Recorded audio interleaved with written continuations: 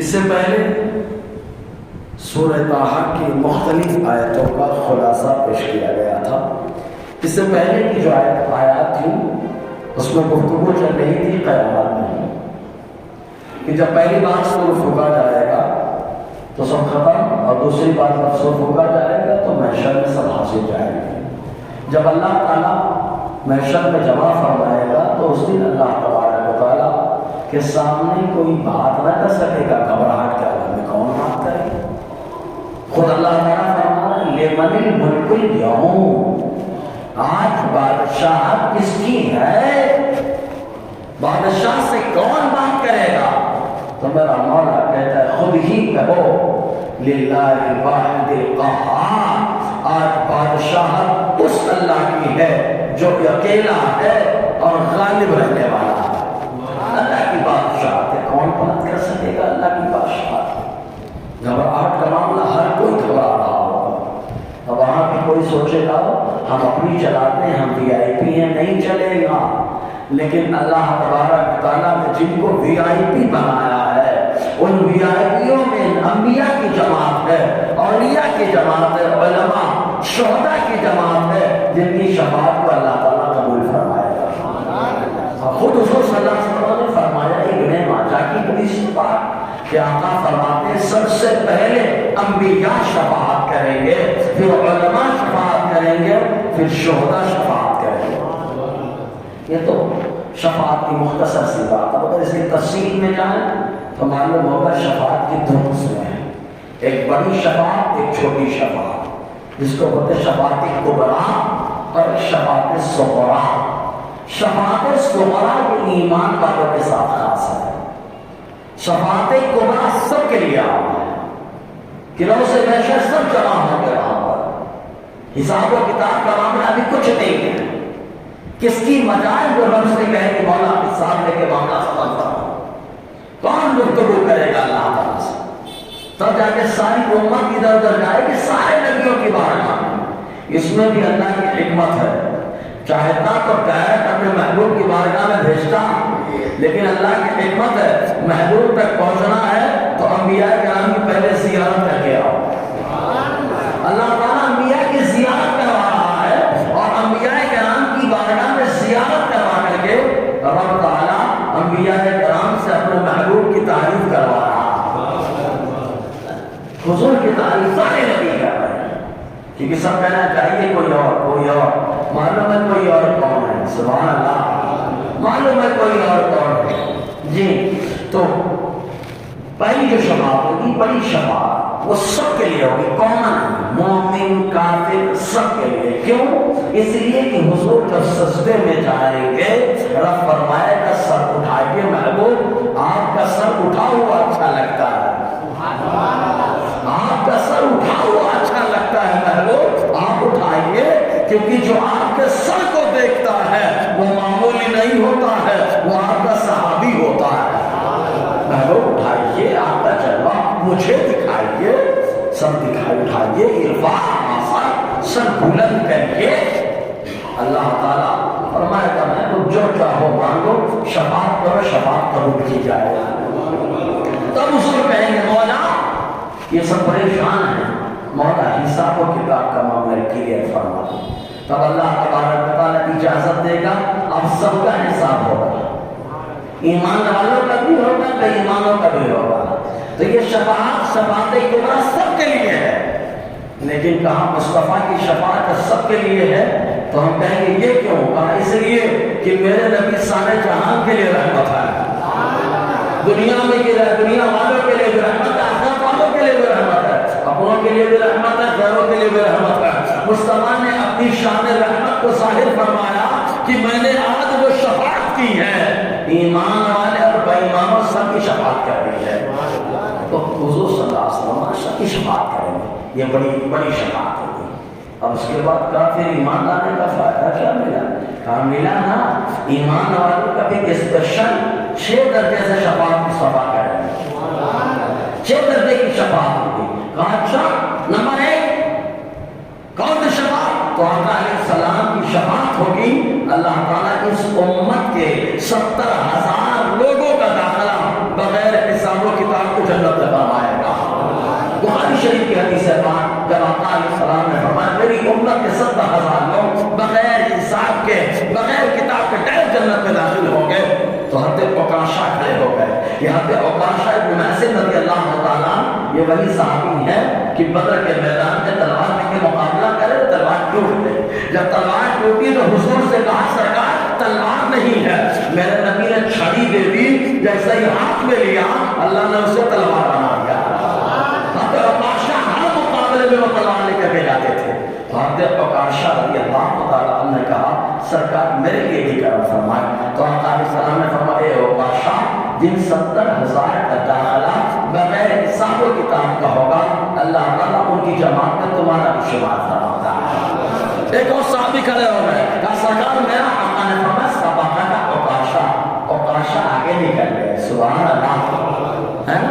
تو یہ پہلی شفاعت صغریٰ میں پہلا مرتبہ کیا ہے حضور شفاعت کریں گے ڈائریکٹ. دوسرا درجہ کہ آقا علیہ السلام شفاعت کریں گے تھوڑی نیکیوں کا بدلہ. حضور شفاعت کریں گے اللہ بلندی عطا فرمائے گا. حضور کی شفاعت سے نیکیوں کا بدلہ بھاری ہو جائے گا. اللہ تبارک و تعالیٰ ان کا جنت میں داخلہ فرمائے گا. تیسرے وہ ہوں گے جن کے پاس نیکیاں بالکل ہی کم ہوں گی, برائیاں زیادہ ہوں گی. تو حضور صلی اللہ علیہ وسلم شفاعت کریں گے تو اللہ تبارک و تعالیٰ ان کا داخلہ جنت میں فرمائے گا. کیا ہے مصطفیٰ کی شفاعت؟ تو آقا نے خود فرما دیا سنو اللہ تعالیٰ نے ہر نبی کو ایک دعا دی ہے, ہر حال میں قبول ہوتی ہے.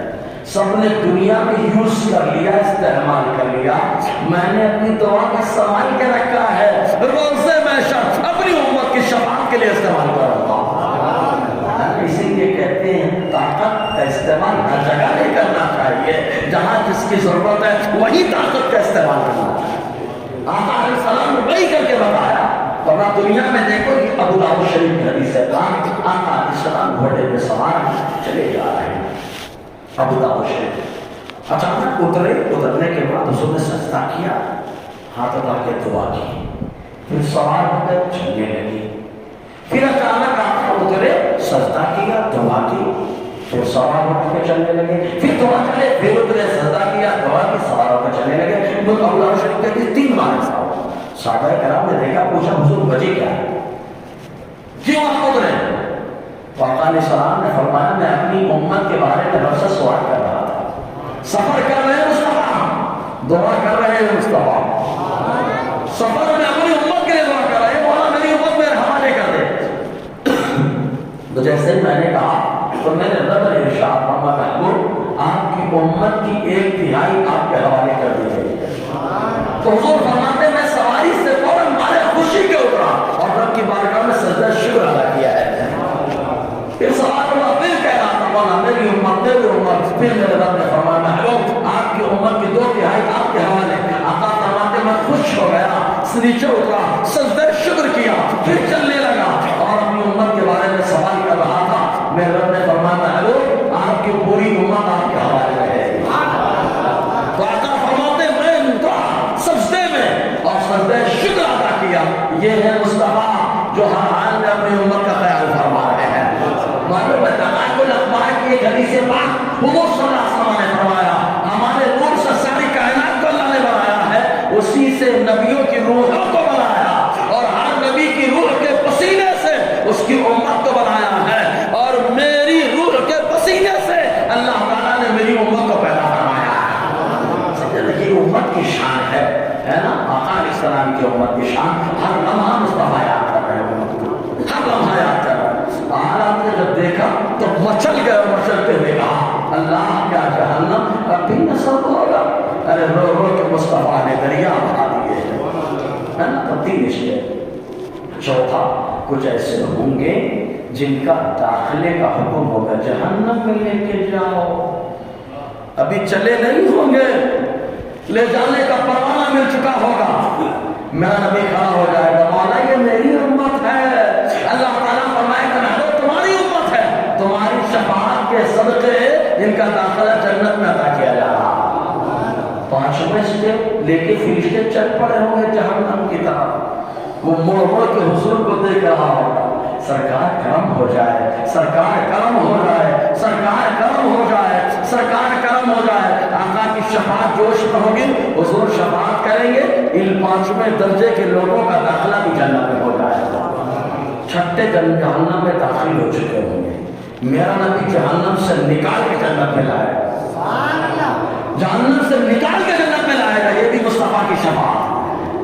اللہ تعالیٰ نے ایسا پاور دے، ایک چیز اور بتانے، امت اپنے آپ کو آج تک پہچانے ہی نہیں پائی، ساری امتیں کھڑی ہوں گی، کسی کا داخلہ جنت میں نہیں ہوگا۔ آقا فرماتے جب تک میری امت جنت میں نہیں داخل ہو جائے گی، دوسری امت کو جنت میں جانے کا حکم تک نہ ہوگا، ان کے اوپر جنت میں داخلہ اس وقت تک حرام رہے گا جب تک میری امت میں داخل ہو جائے۔ اعلیٰ حضرت امام احمد رضا خان علیہ رحمۃ رضوان نے دیکھا تو یوں کہا، جائیں نہ جب تک غلام، خلد ہے سب پر حرام، ملک تو ہے آپ کا تم پہ کرو دو۔ سمجھے کہ نہیں آپ؟ تو حضور صلی اللہ علیہ وسلم کی شفاعت، اب شفاعت پہ آئیں تو شفاعت پہ تو میرے نبی نے ایک موقع آیا ہے کہ عبداللہ ابن عباس فرماتے ہیں، ترمذی شریف کی حدیث ہے، بات سارے صحابہ بیٹھے تھے اور سارے صحابہ انبیاء کرام کا ذکر کر رہے تھے، کسی نے کہا اللہ تعالیٰ نے آدم علیہ السلام کو خلیفہ نہ بنایا ہے، ان کو نجی بنایا، صفی بنایا، کلیم بنایا، ہر انداز میں ہر نبی کے بارے میں، موسیٰ کو کلیم، ابراہیم کو خلیل، کو صفی، ان کو کلمہ کن سے پیدا فرمایا۔ اتنے میں اللہ کے نبی جلوہ بارہ ہو گئے، آقا نے اپنے کانوں سے سنا، حضور نے فرمایا کہ تم لوگوں نے کہا میں نے سنا کوئی کلیم، کوئی خلیل، کوئی نبی، کوئی صفی، لیکن سنو انا حبیب اللہ، آقا نے فرمایا سنو اللہ نے مجھے اپنا حبیب بنایا ہے۔ اس کے بعد آقا فرماتے سنو انا اول شافع، میں سب سے پہلے روزے میں شفاعت کرنے والا ہوں، جن کے ماتھے شفاعت کا صحرا رہا اس جبین سعادت کے لاکھوں سلام۔ اور اس کے بعد عاجزی دیکھے مصطفیٰ کی، عاجزی تو نہیں کہوں گا کیونکہ عاجز کا لفظ مصطفیٰ کے لیے نہیں چلتا، مصطفیٰ کے لیے تواضع کا لفظ چلتا ہے۔ عاجز تو ہم ہے نا، میرا نبی عاجز نہیں، میرا نبی مختار ہے، سبحان اللہ۔ اس لیے حضور کے بارے میں جب بتائیں گے تو آقا کا تواضع دیکھے، ان کا ساری دیکھے مصطفیٰ کی، فرمایا کہ مجھے اللہ نے حبیب بنایا اور اسے میں شفاعت بھی کروں گا۔ آقا فرماتے بلا فخر، لیکن میں کوئی دین نہیں مانتا، میں فخر نہیں کرتا، معلوم یہ تو اللہ بڑا منصب دے تو دین مت مانو، جو دین مانتا ہے وہ سین کھاتا ہے اور جو دین نہیں مانتا وہ اس مصطفیٰ کی سنت کو پا لیتا ہے، تو دین ماننے کے نقصان ہوتا ہے۔ آقا نے فرمایا میں فخر نہیں کرتا۔ اس کے بعد حضور نے فرمایا سنیے روزے میں سب سے پہلے میں شفاعت کروں گا۔ اس کے بعد آقا نے فرمایا سنو سب سے پہلے میں جنت کا دروازہ کھلواؤں گا، اللہ میرے لیے کھولے گا۔ آقا فرمایا اس کے بعد فرمایا مجھے کوئی فخر نہیں، کیا بات ہے۔ ایک حدیث میں یوں آیا آقا نے فرمایا سنو روزے میں شب میں آدم کی اولاد کا سردار ہوں لیکن مجھے کوئی فخر نہیں۔ حضور نے فرمایا مقام محمود مجھے ملے گا، مجھے کوئی فخر نہیں، لواء الحمد میرے ہاتھ میں ہوگا، مجھے کوئی فخر نہیں۔ سمجھ میں آیا؟ یہ میرے نبی کی شان ہے، شان تواضع، اللہ تعالیٰ ہر لمحہ اس لیے رتبہ بلند فرمایا، جب تک حیات رہے بلندی، اور پردہ فرمانے کے بعد اور بلندی، روزے محشر اور بلندی، بلندی ہی بلندی، ہر لمحہ ذکر بلند ہو رہا ہے۔ جی تو یہ شفاعت آقا علیہ السلام، یہ تو اللہ تعالیٰ اسی کے تعلق سے یہاں پہ فرماتا ہے یومئذ لا تنفع الشفاعۃ، جس دن فائدہ نہیں پہنچائے گی شفاعت، کہا کسی کی نہیں پیدا کرائے، کہا یہ بازو والا ہے، بازو والا سمجھ رہے نا، بازو والا اپنے آپ کو بولتا ہے قرآن والے حدیث والے، اس نے کہا کسی کی شفاعت کام نہیں کرے، ہم نے کہا غیر آگے بڑھ پورا، قرآن کہتا ہے الا مگر من اذن له الرحمن، جس سے رحمان کی اجازت دے دے، تو رحمان نے کس کو اجازت دی ہے؟ تو رحمان خود کہتا ہے اشفع، محبوب سر اٹھاؤ شفاعت کرو، آپ کی شفاعت قبول کی جائے، رحمان نے خود اجازت دے رکھی ہے اور اسی نبی نے بتا دیا اور کون کون شفاعت کرے گا، انبیاء کریں گے، علماء کریں گے، شہداء کریں گے، سمجھ رہے ہیں؟ جی ارے یار یہ تو انبیاء علماء شہداء ان کا مقام تو بہت بلند ہے. ہم گنہگار امتیوں کا وہ بچہ جو پیدا ہوا انتقال کر گیا، وہ بچہ بھی روزے میں سے اپنے ماں باپ کی شناخت کرے گا. کہا جب اس بچے میں یہ پاور آ گیا، اس بچے میں یہ پاور آ گیا، اللہ کے گنہگار ماں باپ کا بچہ ہے، تو سوچے احمد مختار میں کتنا پاور ہو گیا. یہ تو سمجھ کی بات ہے. جی ہاں، جس مگر رحمان جس کو اجازت دے گا، رحمان کس کو اجازت دے گا؟ کسوٹی کس کو اجازت دے گا؟ کوئی قانون، کوئی سسٹم. تو آگے تو فرماتا ہے وَرَضِيَ لَهُ قَوْلًا، جس کی بات کو اللہ پسند فرمائے، جس کی بات کو اللہ پسند فرمانے کا، کس کی بات کو پسند کرتا ہے؟ کہا مصطفیٰ سے پوچھو، مصطفیٰ بولتے ہیں قرآن اللہ کا کلام ہوتا ہے، اور اللہ نے اتنی بات کو پسند کر لیا. اور کہا صحابہ، ان کی تو ہر چیز کو اللہ نے پسند کر لیا ہے رضی اللہ عنہ. جیسے مصطفیٰ کی ہر چیز اللہ کو پسند ہے، ویسے صحابہ کی ہر چیز اللہ کو پسند ہے. تو یہی سے کہ کہا ولی تو اللہ کے دوست ہے. سمجھ میں آیا؟ صحابہ اللہ ہر چیز پسند کر رہا ہے. دوست ہم گندے کو اپنے ساتھ نہیں رکھتے. دیکھنا شرابی کا دوست ہوتا ہے، صحیح ہے نا؟ نشڑی کا دوست ہوتا ہے. کتا گولی کھانے والے کا دوست کتا ہی کتا ہوتا ہے. سمجھے کہ نہیں؟ جو جیسا ہوتا ہے اس کا ویسا دوست ہے. کم نمازی کا دوست کم نمازی ہوتا ہے، کا امام صاحب کا دوست کا امام ہوتا ہے، حافظ جی کا حافظ ہوتا ہے، عالم کا عالم ہوتا ہے. کا اللہ کا دوست کا خدا نہیں ہوتا، لیکن خدا کا دوست ضرور ہوتا ہے. سمجھا نا؟ تو جو ولی ہے وہ خدا کا دوست ہے، اور اللہ تعالیٰ میلے کو چہرے کو دوست نہیں بناتا. جس کو دوست بناتا ہے اسے اپنے اوصاف کا مظہر بنا دیتا ہے. سمجھے کہ اوصاف کا مظہر، اللہ کی دوستی کا اندازہ یہاں سے لگا. ولی اللہ نہیں ہے لیکن اللہ کے دوست ہیں. جیسے جلانا آگ کا کام ہے، صحیح ہے کہ لیکن آگ کے قریب لوہے کو رکھ دو، بولو لوہا جلاتا کیا؟ اگر جلاتا تو مائک میں چھونے میں چھانا لگ جاتا، لیکن نہیں، مائک کو اٹھاؤ لوہے کا لگا دو آگ کے پاس، تو مائک کہے گا آگ کی دوستی نے مجھے گرما دیا ہے، میں بھی جلانے لگا. تو نہ تو آگ ہے کیا؟ نہیں، میں آگ نہیں ہوں لیکن دوستی کا اثر آ گیا، دوستی کا اثر آ گیا. خدا ہے، کہا والی کا خدا کا دوست ہے. خدا نہیں ہوا لیکن اوصاف خدا کا مظہر ہو چکا ہے. سمجھے نا؟ یہ تو اللہ تعالیٰ خود فرماتا ہے وَرَضِيَ لَهُ قَوْلًا، اور اللہ تبارک و تعالیٰ جس کی بات سے راضی ہو. اب اللہ تعالیٰ کیا کیا جانتا ہے، کیا کیا اس کا علم ہے، انشاءاللہ اس پر روشنی اگلے ہفتے سے